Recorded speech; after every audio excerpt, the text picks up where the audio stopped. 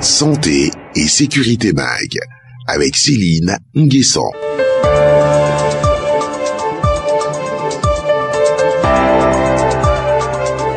Très ravi d'être en votre compagnie en cet après-midi du mardi 5 mars pour Santé et Sécurité MAG, votre magazine mensuel de formation, d'information et de sensibilisation à la prévention des risques professionnels. Ce 3e numéro de l'année 2019 est consacré à la prévention des risques psychosociaux au travail. Et notre expert du jour est Guillaume Ané, psychologue du travail des organisations. Bonsoir, monsieur Ané. Bonsoir, madame. Avant d'entrer dans le vif du sujet, aidez-nous à comprendre votre fonction dans le vaste champ de la prévention. Dans le vaste champ de la prévention, le rôle du psychologue du travail, c'est d'aider le travailleur à avoir une meilleure qualité de vie au travail. Ça veut dire que nous allons aider à réduire tout ce qui peut empêcher le travailleur d'être épanoui dans son milieu de travail. Parce que, comme on le dit, le travail doit rimer avec épanouissement. Parce que lorsqu'on trouve du travail, c'est la joie, on se réjouit. Mais si, lors du déroulement de ce travail, on n'est pas dans de meilleures conditions, on ne peut pas être heureux. Cette joie peut être de courte durée. Donc, le rôle du psychologue, c'est de travailler sur l'aspect psychologique du travailleur pour qu'il soit heureux, qu'il soit content au travail. Et de manière concrète, comment se fait ce travail sur l'aspect psychologique? Comprenez que quand on parle de psychosocial, ça renvoie aux aspects psychologiques de la vie sociale au travail. Parce que on est tous sans ignorer que aujourd'hui nous disons que le milieu du travail est devenu par excellence même notre première famille. Parce qu'on passe plus de temps au travail qu'à la maison. On passe en moyenne 8 heures de temps au travail. Tout ce temps, on va côtoyer d'autres personnes. Si ce milieu-là est hostile, on ne peut pas vivre. Donc c'est pour ça, nous avons jugé utile d'intervenir sur tous les éléments qui peuvent entraver le bien-être, l'épanouissement du travailleur. Et ce sont ces éléments-là qu'on a appelés facteurs de risque. Donc vous avez le thème psycho, qui est psychologique, et social. Donc, tout ce qui porte atteinte à la psychologie du travailleur et qui vont nuire à son épanouissement social. Donc, risques psychosociaux, comme on le dit, c'est la probabilité d'apparition des troubles. Ça veut dire quand on regarde un milieu, on regarde ici, on dit il y a de fortes chances que ce tableau qui est accroché tombe. Donc, il y a un risque. Ça, c'est une probabilité. Donc, si on sait que la probabilité existe, alors il faut réduire cette probabilité-là. L'intervention va permettre de réduire la probabilité d'apparition du trouble. On sait qu'il y a un trouble qui peut arriver. Ça veut dire, comme j'ai pris l'exemple du tableau, il y a une probabilité que ce tableau tombe. Donc, il y a un risque. Donc, parler des risques psychosociaux, c'est quoi? C'est parler de la probabilité d'apparition de troubles. Et quand vous parlez de troubles, à quoi vous faites allusion? Nous faisons allusion à l'état de déséquilibre qui peut naître du système qui est composé de l'environnement de travail et du travailleur. Ça veut dire quand il y a un déséquilibre entre ce système-là, il y a apparition de troubles. Par exemple, le stress. Le stress qui est un trouble psychosocial. En dehors du stress, on a aussi le burn-out. Le burn-out qui est une exposition continue au stress chronique. On a aussi le harcèlement. Il y a aussi, lorsque quelqu'un est là, on ne lui donne pas du travail à faire. Ça aussi, c'est une souffrance au travail. Par exemple, vous prenez le burn-out. C'est ce qu'on appelle l'épuisement professionnel. Parce que lorsque vous êtes continuellement stressé, vous allez commencer à tomber malade parce que vous allez vous épuiser. Votre organisme tourne. Parce que c'est comme un ordinateur qui est en train de ramer, qui cherche, qui ne trouve pas longtemps. À un moment, ça se plante. C'est comme ça aussi le fonctionnement chez l'homme. Quand vous êtes perturbé, vous cherchez l'équilibre. Parce que l'homme est toujours en quête d'équilibre. Mais quand vous cherchez longtemps l'équilibre que vous ne trouvez pas, vous vous épuisez. Et quand vous vous épuisez, vous vous affaissez carrément. C'est ça qui est le burn-out. C'est pour ça qu'on parle d'épuisement parce que c'est l'épuisement professionnel. Burn out, ça veut dire brûler. C'est l'image de la bougie. Lorsque vous allumez la bougie qui brûle, ça fond. Et quand cela dure, vous allez voir qu'il n'y aura plus de paraffine. Et c'est la même chose, ça va s'épuiser. Il faut retenir que il y a deux formes de harcèlement. Il y a le harcèlement sexuel, ce qui est plus palpable. Mais il y a le harcèlement moral, ce qui n'est pas vraiment apparent et évident. Mais comprenez que le harcèlement, c'est quoi? Lorsque, par exemple, vous avez votre collaborateur ou votre collègue et que vous le rudoyez devant les autres, c'est une forme de harcèlement. Parce que il faut dire que ce qui fait la notion de harcèlement, c'est son caractère répétitif. Par exemple, je vous vois madame, bonjour madame, mais vous êtes bien habillée, vous êtes toute belle. Merci monsieur Ané, ok. Je vous revois encore, madame, vous êtes bien habillée, vous êtes toute belle. Ah monsieur Ané, je pense que vous venez de me faire le même compliment. Si je répète, alors c'est du harcèlement. Vous voyez que c'est le caractère répétitif. Si je m'arrête au premier compliment, cela ne pose pas de problème. Mais quand il est répété, alors c'est du harcèlement. Santé et sécurité MAG. À quoi les risques psychosociaux exposent les employés et les employeurs? Il faut savoir que quand on dit il y a un risque à prendre, ça veut dire que ça vous expose à un danger. Et ce danger pour les travailleurs, c'est la détérioration de leur santé.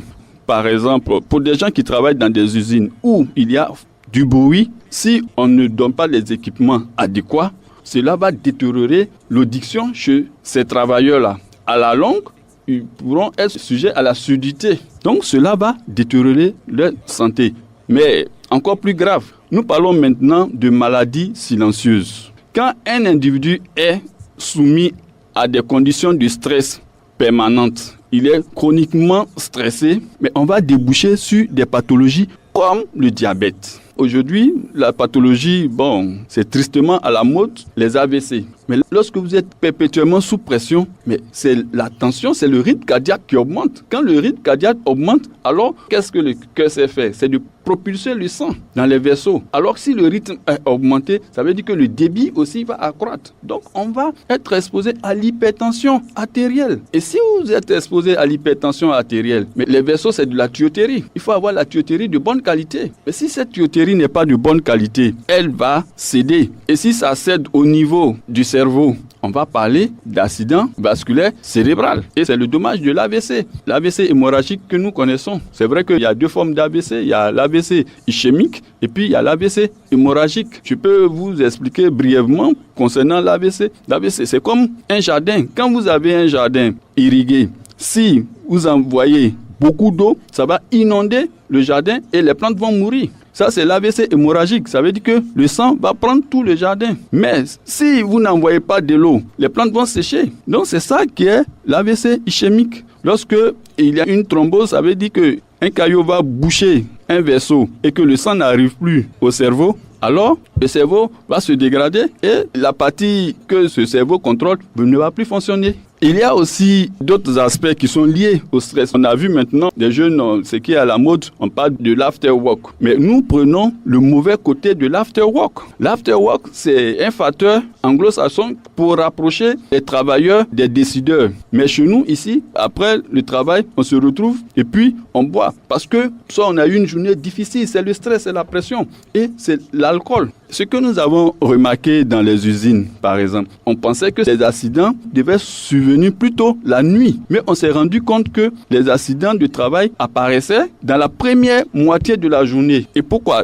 Mais on a vu que, en fait, les gens la veille buvaient. Mais l'alcool, ça ne s'élimine pas comme l'eau. Pour éliminer 1,5 g d'alcool, on met 1 heure de temps. Mais alors que le verre 0,25 centilitres de bière que vous buvez, ça fait 1,7 g d'alcool. Ça veut dire que vous mettez plus d'1 heure pour éliminer un verre de bière que vous buvez. Alors quand on s'assoit, on boit énormément pour ne pas parfois 2-3 bouteilles. Alors qu'on part au lit, souvent on finit le dernier verre à 22h, 23h et on doit monter à l'usine à 6h. Et lorsque vous montez à 6h, vous avez encore le taux d'alcool qui est élevé dans le sang et il y a une baisse de la vigilance. Et quand il y a une baisse de la vigilance, les réactions psychomoteurs, ça veut dire que votre réaction devient lente. La visibilité prend un coup, donc vous avez du mal à apprécier certaines choses et cela vous expose plus aux accidents de travail. Je reviens toujours pour dire que santé rime avec travail. Si vous avez des salariés en bonne santé,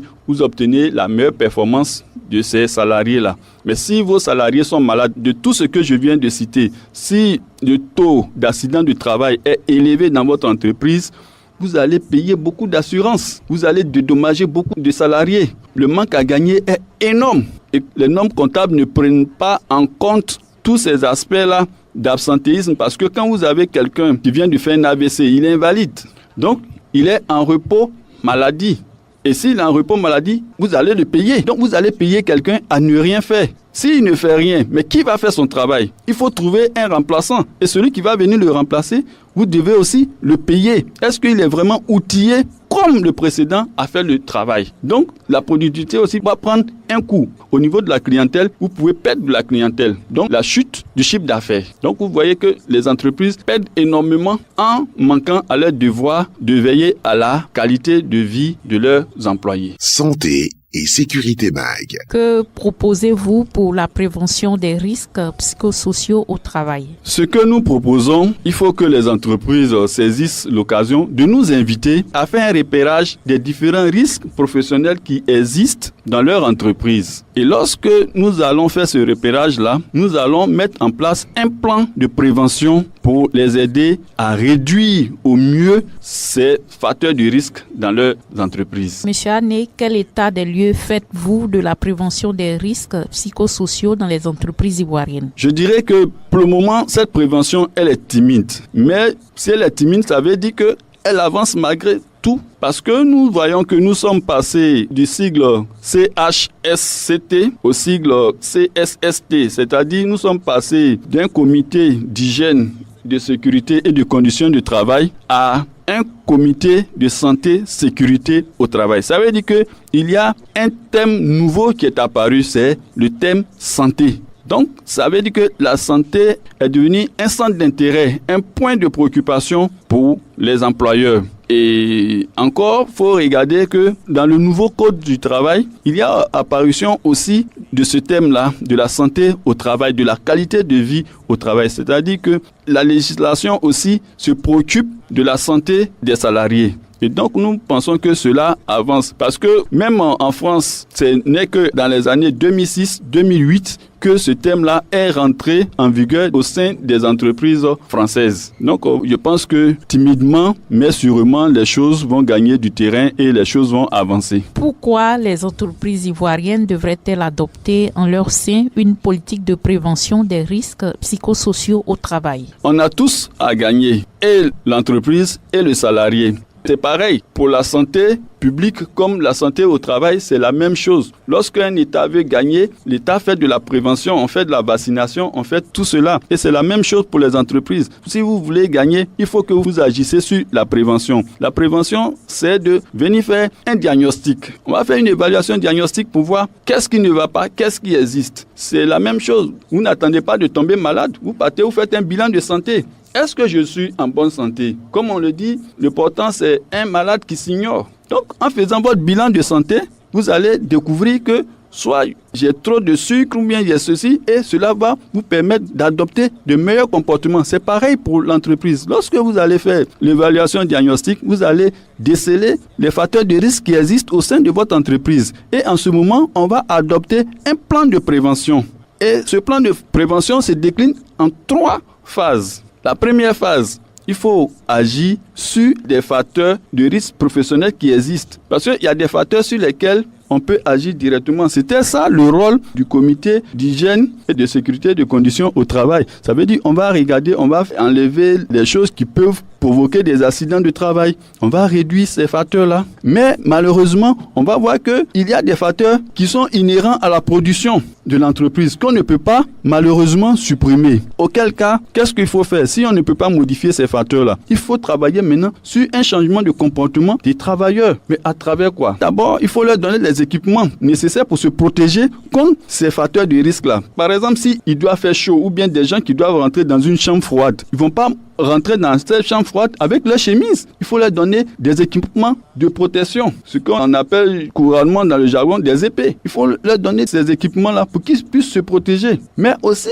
ce n'est pas ça seulement. Il faut aussi les former et les sensibiliser sur certains facteurs. On avait parlé du harcèlement, mais c'est des comportements que les gens ignorent. Mais si vous vous sentez harcelé dans votre entreprise, vous avez du mal à y aller tous les matins parce que vous n'allez pas vous sentir à l'aise. Mais une fois qu'on a formé des gens, on les a sensibilisés sur le harcèlement, on aura un comportement quand même idoine, courtois les uns envers les autres. Et ça va améliorer l'ambiance au niveau de l'entreprise. C'est ça qu'il faut faire. Mais il ne faut pas attendre qu'il y ait problème parce que généralement on attend, c'est quand il y a les grèves qu'on essaie de solliciter un apport extérieur. Non, il ne faut pas attendre de tomber malade pour faire son bilan de santé. Quelles sont les démarches en vue pour inculquer et intégrer la culture de la prévention des risques psychosociaux au travail aux entreprises ivoiriennes? Je vous remercie, madame, parce que c'est un travail un peu difficile pour nous, vu que c'est une notion nouvelle. Si elle date de 2008 en France, chez nous, je dirais que peut-être elle daterait de 2015. Donc, on n'a que 3 à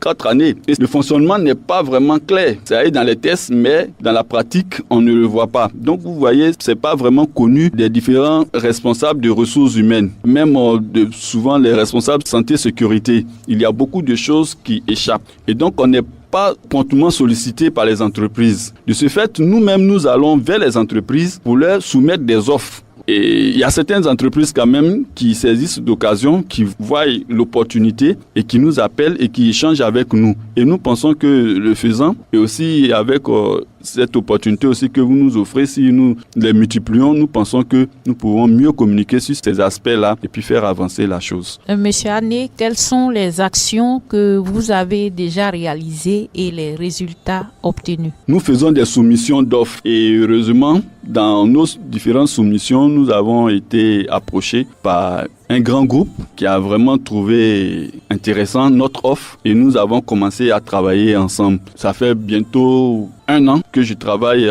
sur ce projet avec ce grand groupe et il y a quand même de bons résultats. Nous avons commencé d'abord par la phase diagnostique et cette phase diagnostique nous a permis de déceler beaucoup de problèmes, partant du stress jusqu'au manque de reconnaissance parce qu'on a vu que le besoin de reconnaissance était très important et aussi le soutien social en entreprise. On a vu que les employés dans leur majorité se plaignaient d'un manque de reconnaissance. Généralement, les employeurs pensent que les employés sont arrimés au salaire. Ça veut dire augmentation de salaire, augmentation de salaire. Non, ce n'est pas ça seulement. On s'est rendu compte qu'on a besoin de ce qu'on appelle de la reconnaissance symbolique. Dis seulement merci à quelqu'un pour le travail bien fait, ça le rehausse et il en est fier. Et cela le valorise plus que l'enveloppe qu'on lui glisse dans la poche que personne n'est informé. Mais lorsque il est félicité publiquement, il est vraiment valorisé et il est content. Santé et sécurité MAG. Et comme ce grand groupe avait en son sein des usines, on avait constaté que les accidents de travail s'étaient inversés. Au début, c'était plus les nuits que les accidents survenaient. Mais à un certain moment, on a compris que les accidents survenaient dans la première moitié de la journée.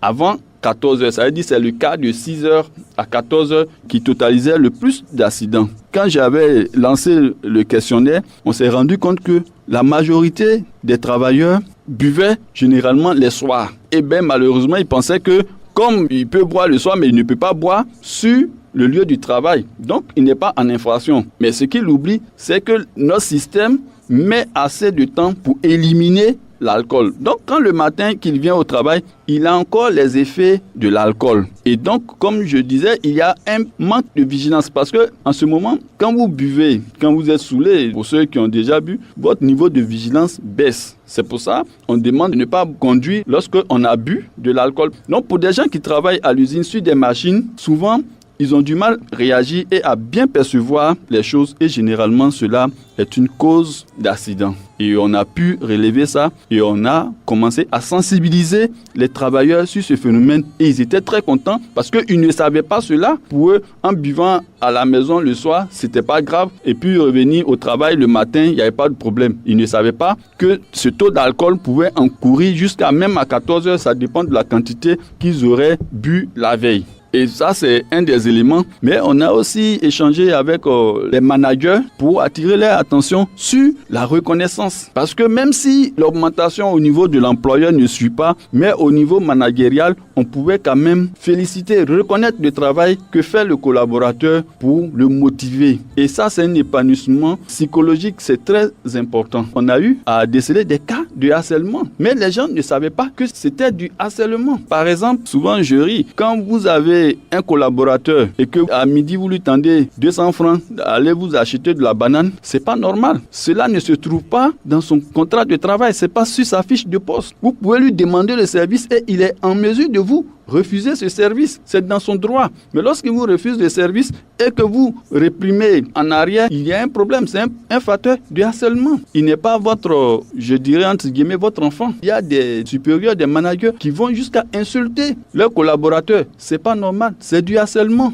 Et c'est ce qu'on appelle le harcèlement moral. Le harcèlement sexuel, c'est pas seulement coucher avec la dame ou bien coucher avec le monsieur qui pose problème, mais il y a le harcèlement sexuel verbal. Lorsque vous parlez de vos ébats sexuels avec une personne, avec votre employé ou votre collaborateur ou collègue, c'est une forme de harcèlement. C'est du harcèlement sexuel verbal. Donc, c'est pas votre ami, c'est pas votre compagne. Donc, l'intérêt de votre rencontre, c'est pas de causer de vos ébats sexuels, mais c'est de parler du travail. Donc, lorsque vous parlez de cela, que si c'est une dame qui vous dit, monsieur, cela me dérange, vous devez vous en contenter et vous taire. Mais si vous continuez, c'est du harcèlement. Et maintenant, je pense que la loi, la législation est claire sur cet aspect. La loi punit de 6 mois à 1 an d'emprisonnement avec 300 000 à 1 million d'amende. Je pense qu'il va falloir bien regarder dans les textes. Mais cela me réjouit parce que le nouveau code du travail prend en compte cet aspect-là. Les résultats, c'est vrai que nous n'avons pas entièrement fini. Nous sommes sur le volet formation.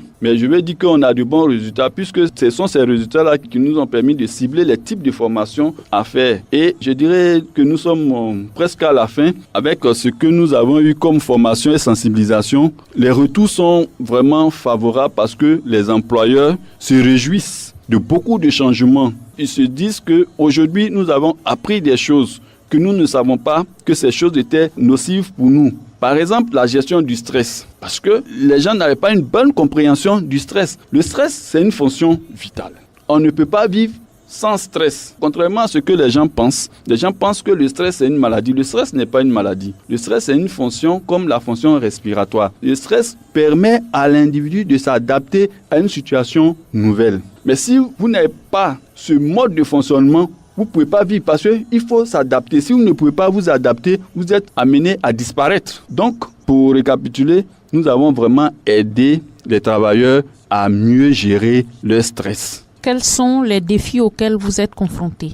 Les défis, comme je le disais, notre métier, c'est vrai que c'est un vieux métier, mais qui n'est vraiment pas connu du grand public. Et donc, nous sommes obligés de faire parfois des porte-à-porte pour faire connaître notre métier. C'est lorsqu'on en parle que les gens voient l'utilité, voient la nécessité même de notre métier.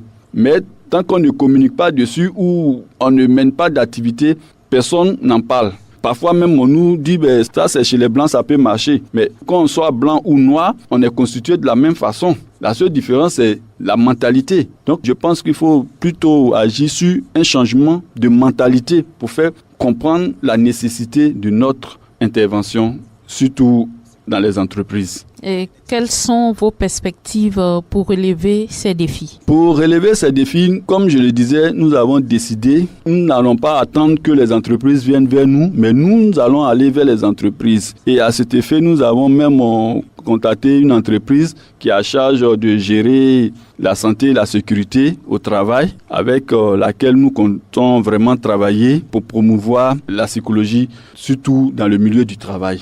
Et comment contacter un psychologue du travail? Que peut-on espérer en vous sollicitant? Nous avons trouvé juste et intéressant de créer, je dirais, un comité, mais je pense que nous devons avoir une réunion dans le mois de mars pour les élections et pour asseoir de façon légale un comité national des psychologues du travail. Donc cela est en cours et même hormis cela, nous-mêmes en tant que psychologues du travail, nous sommes en train de créer une association qui va bientôt voir le jour. Mais officieusement, nous menons des activités sur les réseaux sociaux pour essayer de parler un peu de psychologie. J'ai été accompagné à cette émission par le jeune président de notre association des psychologues du travail qui est vraiment actif sur les réseaux sociaux. C'est notre jeune psychologue Cyril Constant qui travaille beaucoup sur les réseaux sociaux et grâce à lui, on est vu de partout le monde et on a même le contact de plusieurs spécialistes. Récemment, nous avons reçu un expert même de France qui était en vacances ici et avec qui ils ont énormément changé. Donc, en tout cas, on est en train de travailler dans ce sens-là. Nous sommes au thème de cette émission, Monsieur Ané, et vous avez certainement un mot de fin. À vous la parole. Mais le mot de fin, c'est d'abord vous dire merci. Merci parce que c'est une opportunité que vous nous offrez pour faire connaître la psychologie. Et j'aimerais inviter les autres médias à nous inviter à parler de psychologie. Et inviter aussi les entreprises qui hésitent encore à nous accueillir au sein de leur entreprise pour qu'on les aide à dépister. Parce que la prévention passe toujours par le dépistage. Sans dépistage, on ne peut pas faire une bonne prévention. Et l'apport du psychologue du travail est très très important. Et ça aide énormément et le médecin du travail et l'employeur à prendre les meilleures décisions. Et cela participe à la meilleure qualité, parce que la qualité, mais il faut la meilleure qualité de vie du salarié. Et comme je le disais, il n'y a pas de bon travail sans une bonne santé. Et c'est sur ce message de Guillaume Ané, psychologue du travail des organisations, que s'achève ce numéro de Santé et Sécurité MAG, votre magazine mensuel de formation, d'information et de sensibilisation à la prévention des risques professionnels. Avec lui, nous avons parlé de la prévention des risques psychosociaux au travail. Merci à Rachel Beda pour la réalisation technique et merci à vous, chers auditeurs, de nous avoir suivis. Je vous retrouve le 4 avril 2019 pour un autre numéro de Santé et Sécurité MAG. D'ici là, que Dieu nous garde.